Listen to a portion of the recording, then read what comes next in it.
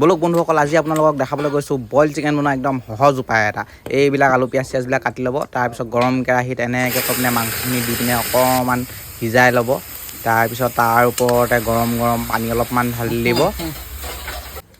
তাৰপিছত আলু পিঁয়াজ বিলাহী চিলাহী এইবিলাক ইয়াত এনেকৈ কৈ পিনে ঢালি দিব, তাৰপিছত অকণমান সিজিবলৈ দিব। এইফালে বাঁহগাজ আছে আৰু নহৰু আছে, জলকীয়া কেঁচা জলকীয়া লৈ লৈছোঁ, এইপিনে ভোট জলকীয়া লৈ লৈছোঁ। এইপিনে আকৌ আপোনাৰ ক'লা নিমখ আছে, এয়া মান ধনিয়া কাটি হৈ গ'ল দেই। ইয়াত আদা নহৰু খুন্দি আছোঁ বুলি কয়। এয়া আদা নহৰু খুন্দা হৈছে দেই গাইসকল। এইখিনি বাঁহগাজ সৰুকৈ কাটি লোৱা হৈছে, এইখিনি বাঁহগাজ দেই গাইছ। কি কৰিছা, খুন্দিছা?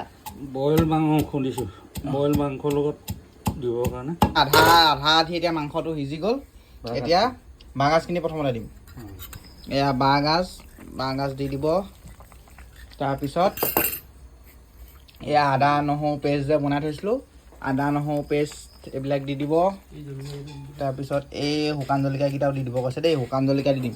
আমাৰ ঘৰৰ মানুহে মানে কি হ'ল গাইজ, জলকীয়া মানে বেছিকৈ খায় আৰু জলকীয়া আগতে বেয়া মুখখন চলে মানে, সেইকাৰণে ভোট জলকীয়া কেঁচা জলকীয়া চব আৰু লগতে সান মিহলি কৰি এয়া দি দিছোঁ আৰু। এতিয়া এইখিনি মান ধনিয়াখিনিও এনেকৈ ওপৰে ছটিয়াই দিব। এই চব হ'ব, এইখিনি মই ভিডিঅ'টো কটাৰ পিছত ভালকৈ হেৰি কৰি দিম। তাৰপিছত এই এনেকৈ কাৰণে তাৰপিছত আৰু এইখিনি মিক্স কৰি ল'ব। এতিয়া ইয়াৰ পৰা অকণমান সোৱাদ অনুসৰি নিমখ দি দিব চবেই।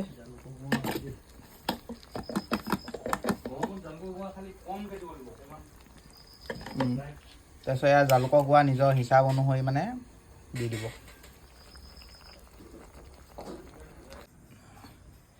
এয়া মাংস পনীৰ ৰেডি হৈ গ'ল।